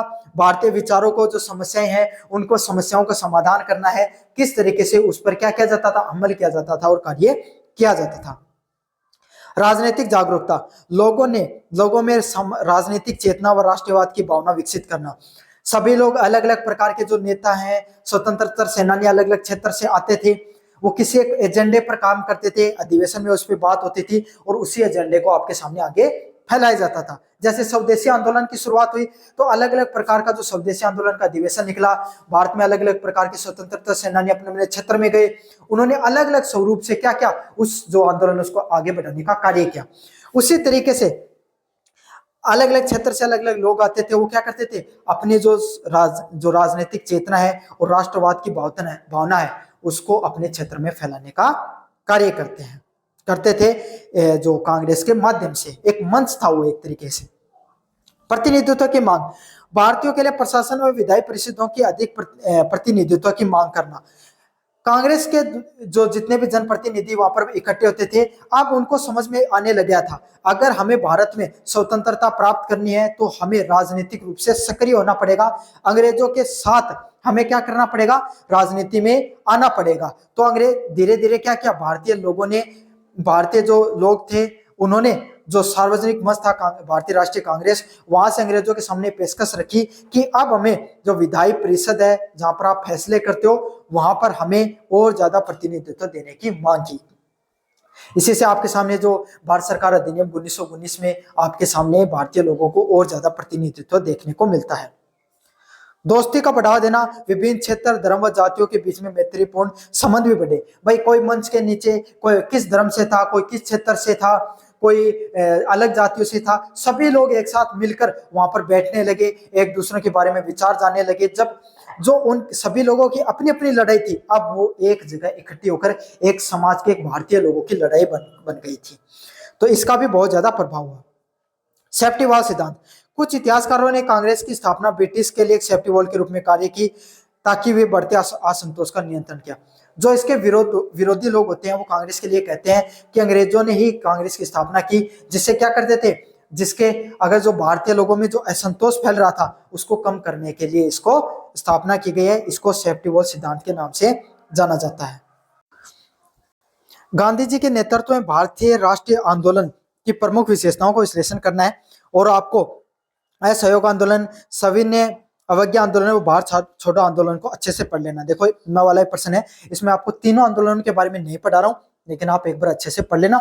इससे संबंधित मैंने वीडियो पहले भी करवा रखे हैं, आप उनको देखकर चले जाना। एक बार मैं आपको बता देता हूं महात्मा गांधी का क्या योगदान रहता है भारतीय राष्ट्रीय आंदोलन के अंदर। पहला सिद्धांत है अहिंसा और सत्याग्रह का सिद्धांत। यह गांधी जी का केंद्रीय विचारधारा थी। आप सबको पता है भाई महात्मा गांधी ने किस विचारधारा को माना, अंग्रेजों के खिलाफ अहिंसा की विचारधारा को माना, जिसमें जो वो क्या करते थे, कोई भी व्यक्ति होता है, आप अगर कोई भी व्यक्ति उसके खिलाफ हिंसा करते हो तो उसको भी आपके खिलाफ हिंसा करने का मौका मिल जाता है, और इससे जो मुख्य मुद्दा है उससे आपके सामने जो चीजें वो बटकर हिंसा की तरफ चीजें बढ़ जाती हैं। तो महात्मा गांधी ने इस चीज को समझ में आ गया कि हम अंग्रेजों के सामने इतने सशक्त नहीं है कि हम उनको हिंसा से जीत सकें। तो इन्होंने अपना एक अलग विचारधारा को बनाया अहिंसा के, जिसके बारे में क्या करते थे, सत्याग्रह पर बैठ जाते थे, खाना पीना छोड़ देते थे। इससे मजबूरन अंग्रेजों को उनकी तरफ उनकी बातों को मानना पड़ता था। और धीरे धीरे क्या थी, महात्मा गांधी में जनशक्ति को एक जगह इकट्ठा करने की एक अद्भुत शक्ति थी, जिससे उनके पीछे बहुत ज्यादा लोग उनके पीछे खड़े हो जाते थे। इससे भी अंग्रेजों को मजबूरन उनके साथ उनकी बातों को मानना पड़ता था। तो इन्होंने अन्याय के विरोध के लिए आध्यात्मिक शक्ति, सत्य की शक्ति और अहिंसक प्रतिशोध का उपयोग किया, जिसे बड़े पैमाने पर जन भागीदारी को संभव बनाया। मतलब इन्होंने क्या, महात्मा गांधी जी ने क्या किया, अहिंसा के माध्यम से अलग अपने जो विचारों को रखने का प्रयास किया, और ये प्रयोग है भारत में बहुत ज्यादा अंग्रेजों के खिलाफ एक सशक्त हथियार के रूप में कार्य करता है, और भारतीय लोगों को स्वतंत्रता दिलाने में सबसे प्रमुख हथियारों में से एक था। जन आधारित आंदोलन, महात्मा गांधी जी ने आंदोलन को अभिजात वर्ग से निकालकर आम जनता तक पहुंचाया। पहले आंदोलन था जो स्वतंत्रता आंदोलन की एक विचारधारा थी सिर्फ, जो कहां तक कुलीन वर्ग, पढ़े लिखे लोगों के तक ही वो विचारधारा सीमित थी। सिर्फ पढ़े लिखे लोग ही इस चीज के बारे में बात करते थे, स्वतंत्रता के बारे में। क्यों? गरीब वर्ग, आम वर्ग है वो तो भाई अपनी समस्याओं से इतना ज्यादा पीड़ित हो गया था कि उनके पास इस प्रकार की बातें करने का समय नहीं था, समय भी नहीं था, और उनके पास उस प्रकार की शक्ति भी नहीं थी।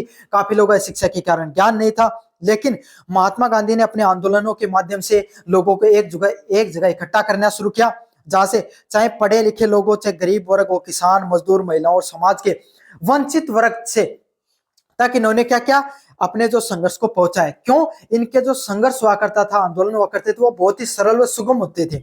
कोई भी व्यक्ति तक पहुंच सकता था भाई, कोई भी व्यक्ति को पहुंचकर वहां पर सिर्फ बैठना होता था। ना कोई झंडे लहराने हैं, ना कोई किसी प्रकार की हिंसा होती थी, तो लोगों को अपने जान मान की हानि का भी नुकसान नहीं होता था। तो इससे क्या है, समाज का हर वर्ग है उन तक इनकी पहुंच बनती है। किसान, मजदूर, महिला और समाज का हर वंचित वर्ग इन तक इनकी विचारधारा से जुड़ता था। साथ के साथ खुद एकदम साधारण विचारधारा कपड़े पहनते थे, ग्रामीण प्रवेश की बातें करते थे, आपके सामने इस प्रकार से रहते थे। इससे हर व्यक्ति इनसे जुड़ाव महसूस भी करता था। नैतिक और आध्यात्मिक आधार, इन्होंने राजनीति को नैतिकता से जोड़ा। मतलब अपने जो संघर्ष है इसको इन्होंने राजनीति को नैतिकता से जोड़ने का प्रयास किया, जिसके अंदर इन्होंने पहले लोगों को समझाया कि भाई किस तरीके से हम सिर्फ अहिंसा के माध्यम से नहीं, अहिंसा के माध्यम से भी क्या कर सकते हैं, आंदोलन की रूपरेखा रख सकते हैं। आत्मबल, आत्मशुद्धि व व्यक्तिगत विचारों पर इन्होंने जोर दिया, लोगों को समझाया कि हम अपने जो सत्य के माध्यम से सही रास्ते पर चलकर भी कोई भी बड़ी से बड़ी शक्ति के खिलाफ लड़ सकते हैं और जीत सकते हैं। रचनात्मक कार्यक्रम, चरखा, खादी, ग्रामोद्योग, अस्पृश्यता उन्मूलन व हिंदू मुस्लिम एकता जैसे रचनात्मक कार्यों से राष्ट्रीय संघर्ष को अभिन्न हिस्सा बना। महात्मा गांधी का हमेशा कहना था कि सिर्फ हमारा उद्देश्य अंग्रेजों को हराकर इस देश से बाहर फेंकना ही नहीं है, बल्कि हम अंग्रेजों से ज्यादा खुद की समस्याओं से ज्यादा पीड़ित हैं। जिस प्रकार से छुआछूत, इन्होंने दलित वर्ग के लिए अपना अलग अलग प्रकार के जो संगठन बनाने का कार्य किया। हिंदू मुस्लिम लोग हैं जो एकदम बढ़ चुके थे, इन्होंने जहां जहां पर हिंदू मुस्लिमों के आपस में दंगे देखने को मिलते थे, वहां पर महात्मा गांधी खुद वहां पर पहुंचते थे और उन्होंने बहुत से दंगों को शांत कराने का कार्य किया।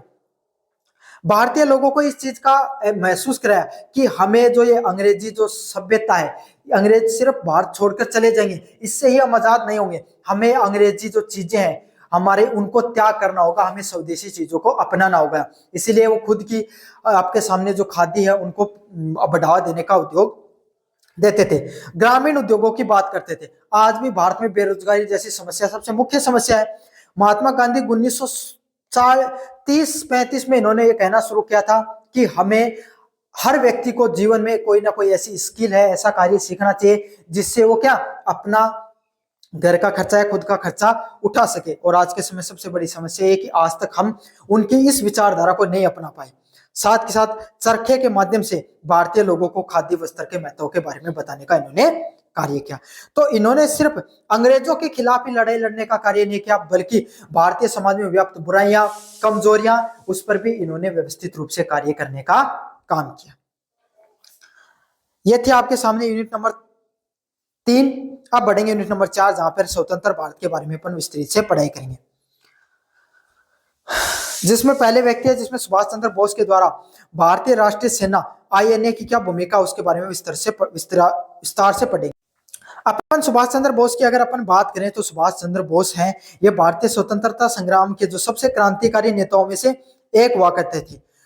ये सीधे आपके सामने जो गांधीवादी विचार थे, जिसमें अहिंसा और क्रांति की अहिंसा की बात है, वो सत्याग्रह से बिल्कुल भी प्रभावित नहीं थे। ये अंग्रेजों के खिलाफ सीधी क्रांति की बात करते थे। भाई अंग्रेज है कौन जो हमारे देश में रहे, है कौन, इनका क्या भारतीय लोगों पर अधिकार है, तो हमें क्या करना है, हिंसा के माध्यम से इनको उखाड़ फेंकने का काम करना है।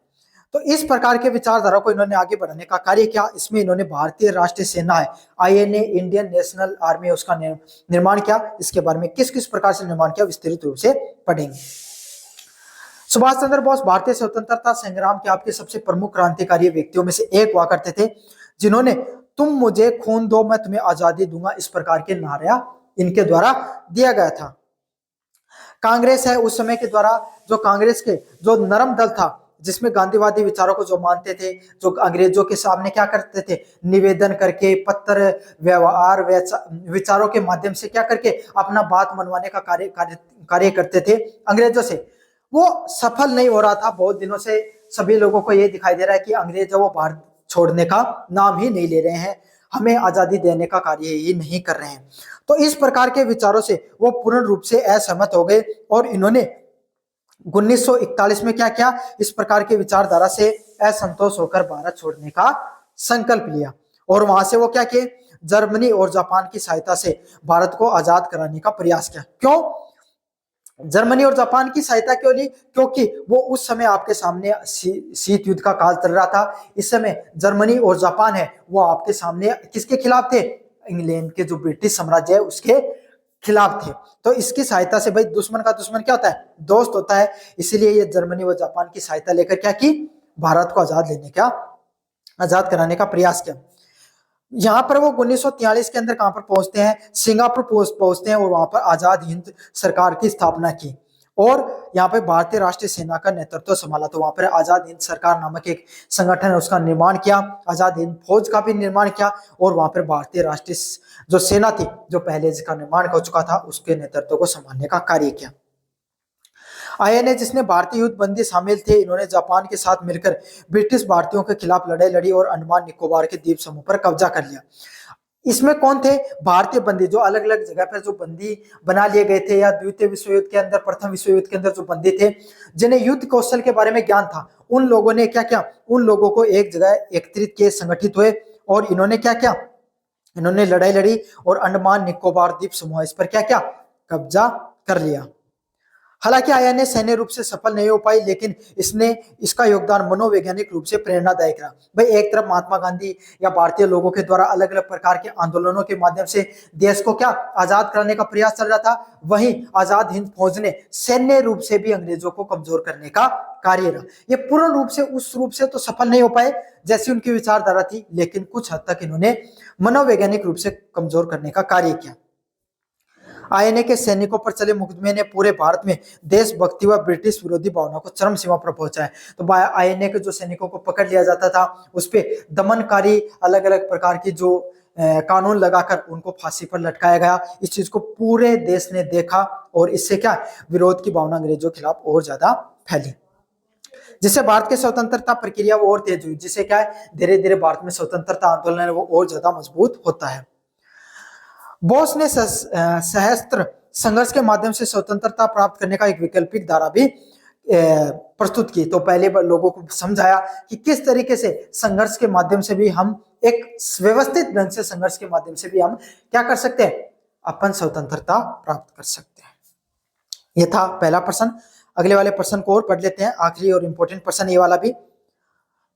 भारत के विभाजन के कारणों और परिणामों का प्रकाश डालिए। किस प्रकार से भारत का विभाजन होता है, उसके क्या क्या कारण होते हैं, उसके क्या क्या परिणाम होते हैं, इसके ऊपर विस्तृत रूप से चर्चा करेंगे। द्विराष्ट्र संघर्ष सिद्धांत मुस्लिम लीग द्वारा प्रस्तावित था, जिसमें भारत व हिंदू मुस्लिमों को दो अलग राष्ट्र निर्माण करने का प्रस्ताव माना गया। जिसमें क्या था भाई, ये वो सिद्धांत था जिसमें क्या माना गया कि भाई मुस्लिम लोगों को पाकिस्तान एक अलग देश बना दिया जाए और हिंदू लोगों के लिए एक अलग देश हिंदुस्तान का निर्माण कर दिया जाए, भारत या इंडिया का निर्माण कर दिया जाए। क्यों, आपस में इतने ज्यादा दंगे हो रहे थे, आपस में एकजुटता की भावना वो लगभग खत्म हो रही थी। इसके पीछे राजनीतिक और सामाजिक दोनों ही कारण थे। राजनीतिक कारण ये थे कि भाई राजनेता जो मोहम्मद अली जिन्ना है आपके सामने और इधर से जो भारतीय राष्ट्रीय कांग्रेस है, वो दोनों के अंदर वैचारिक टकराव भी थे और कोई भी अपनी जो सत्ता है उसको एक दूसरे के साथ साझा नहीं करना चाहता था। इसलिए दोनों ने प्रस्ताव किया कि हम अलग अलग देश के निर्माण करेंगे ताकि दोनों अलग अलग प्रकार का नेतृत्व कर सकें। सांप्रदायिक राजनीतिक ब्रिटिशों के द्वारा फूट डालो राज करो की नीति ने 1909 के अधिनियम के तहत पृथक निर्वाचन मंडल क्या होता है, जहां पर मुस्लिम लोगों को एक प्रकार का अधिकार दिया गया कि इस क्षेत्र में, जैसे आपका क्षेत्र है वहां पर एक मुस्लिम कैंडिडेट ही खड़ा होगा और उसी को क्या मिलेगी, सीट मिलेगी और मुस्लिम लोग ही वहां पर निर्वाचन कर सकते हैं और वही जीतकर आएगा। तो एक पृथक निर्वाचन मंडल है वो मुस्लिमों को दे दिया गया और सांप्रदायिक संगठन मुस्लिम लीग व हिंदू महासभा की निर्माण किया, जिससे क्या लोगों में एक जो धार्मिक कट्टरता फैली और इस धार्मिक कट्टरता ने क्या क्या भारतीय लोगों में जो एकता थी उसको तोड़ने का कार्य किया। कांग्रेस व मुस्लिम लीग के बीच में अविश्वास, सत्ता साझेदारी और भविष्य के जो संवैधानिक स्वरूप पर आम सहमति का अभाव होना। तो आपके सामने जो कांग्रेस व मुस्लिम लीग, मैंने आपको बताया दोनों अलग अलग प्रकार की विचारधारा की लड़ाई थी। दोनों एक दूसरे के साथ अपनी सत्ता को साझा नहीं करना चाहते थे। साथ के साथ उनको पता था आज नहीं तो कल अंग्रेज है वो बाहर छोड़कर जाएंगे, संविधान का निर्माण होगा और आपके सामने जो संसदीय प्रणाली देखने को मिलेगी। तो दोनों तो देश पर राज नहीं कर सकते, कोई ना कोई एक ही जो सत्ता दल है वो यहाँ पर राज करेगा। तो इससे क्या है, दोनों को अपना जो भविष्य वो खतरे में देखने को लगा, इसलिए इन्होंने क्या क्या अलग अलग देश के निर्माण करने का कार्य किया। साथ के साथ दोनों के बीच में आम सहमति भी नहीं बन पा रही थी। अलग अलग प्रकार के जो बातचीत हुई, अलग अलग प्रकार की विचारधारा को रखा गया, लेकिन आपस में सहमति अंततः नहीं बनती हुई दिखाई दे रही थी। अंतरिम सरकार की विफलता, 1946 में एक गठित अंतरिम सरकार की स्थापना की गई। भाई अंग्रेजों की जो धीरे धीरे पकड़ भारत पे कमजोर होती जा रही थी, तो इन्होंने क्या किया, एक अंतरिम सरकार की जो आपके सामने निर्माण किया, जिसमें कांग्रेस और मुस्लिम लीग दोनों को मौका दिया गया सरकार चलाने का एकजुट रहकर, लेकिन वो इस चीज में विफल हुए। उनके बीच में उनके विचारों में लगातार संघर्ष देखने को मिलता है। ब्रिटिश सत्ता का कमजोर होना, द्वितीय विश्व युद्ध के बाद में ब्रिटेन की शक्ति में गिरावट और भारतीय लोगों को शीघ्र बाहर निकलने की इच्छा रहती है। साथ साथ क्या रहते हैं, द्वितीय विश्व युद्ध होता है भाई, उसमें क्या हो जाता है, उसमें भारतीय लोगों को ब्रिटिशों ने, अंग्रेजों ने बिना पूछे युद्ध के अंदर झोंक दिया। इससे विद्रोह और ज्यादा फैल गया और उस समय क्या हो जाती है, आपके सामने ब्रिटिश लोग हैं वो धीरे धीरे जीत तो जाते हैं लेकिन कमजोर हो जाते हैं, उनकी सैन्य शक्तियां कमजोर हो जाती हैं, वहां की सरकार बदल जाती है और वहां की जो बदली हुई सरकार ने वादा किया था भारत को स्वतंत्र कर दिया जाएगा। तो इससे क्या है, बाद में और पूरी दुनिया है, अमेरिका उसका भी, यूएनओ का भी अमेरिका उसका भी दबाव लगता है कि भारत को आजाद किया जाए। तो धीरे धीरे विदेशी ताकतों, विदेशी शक्तियों के द्वारा ब्रिटिश पे लगातार दबाव बन रहा था कि भारत को आजाद किया जाए और धीरे धीरे भारत है वो आजाद हो जाता है। माउंटबेटन योजना, विभाजन की रूपरेखा प्रदान करना, जिसमें अंततः सांप्रदायिक हिंसा रोकने को स्वीकार किया गया। मतलब क्या किया गया, विभाजन को अंततः माउंटबेटन के द्वारा सहमति दे दी गई। क्यों, लगातार दंगे हो रहे थे, तो अंततः कांग्रेस ने इस बात पे सहमति जताई कि अब हमें देश को विभाजित कर ही देना चाहिए। तो यह आपके सामने पूरा भारतीय जो आधुनिक भारत का इतिहास है, पूरे के पूरे को मैंने रिवीजन करा दिया। जितने इंपॉर्टेंट टॉपिक थे सबको मैं अपने अच्छे से पढ़ लिया है। धन्यवाद।